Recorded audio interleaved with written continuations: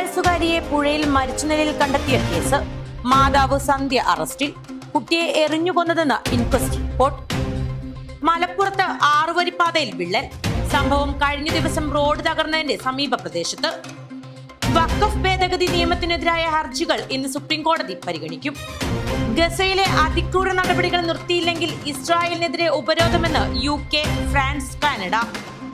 സമ്പൽ മസ്ജിദ് സംരക്ഷിത സ്മാരകം. പ്രവേശനം മാത്രമാണ് ഹിന്ദു കക്ഷികൾ ആവശ്യപ്പെടുന്നത്.